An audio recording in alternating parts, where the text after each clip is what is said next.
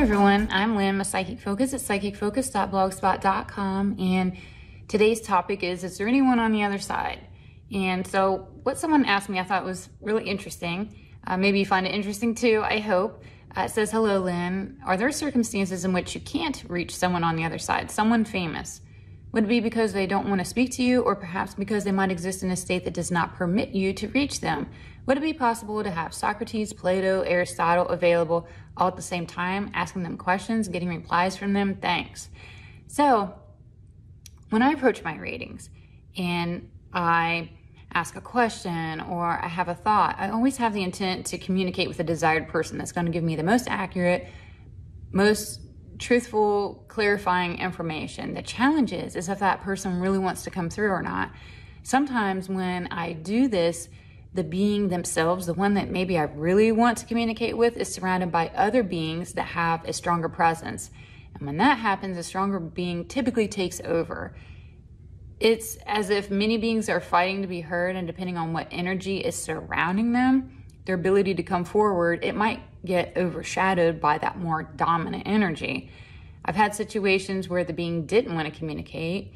They are talking and navigating their own spiritual plane. They're doing their own mission. They're doing their own thing, and they don't have a desire to revisit this 3D earthly plane. And in these situations, even when I put the intent out there, they do not choose to reciprocate. I can try and try, but if they don't want to be heard or they don't want to communicate, they're not going to.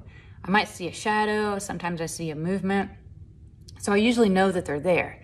I usually get some sort of visual, but I may not get the true answer I want. And I need to move on to either a different topic or a different being to try to help me out, one that will assist me. And if a spirit's already incarnated, there's usually residual energy in the spirit plane, but the trace amounts make it difficult to get a message relating to the life experience that I'm really wanting to know about. Sometimes they leave a lot of energy behind, and it can be quite the opposite. It just depends. It really depends on the situation, because each and every one is very unique. And the above scenario also makes it difficult to get an effective flow going. So you'll get information, and then it might pause, and then you have to wait, or maybe you get something and then you want to know more and it kind of stops you. So again, it's just every different question, topic, all of those are just very unique and different the way that they want to come through. It is possible to get a grouping of people together, just like the question asked me, but only if they want to come together. And I've had many situations where there is a family when I'm communicating with someone, or a group that shows themselves.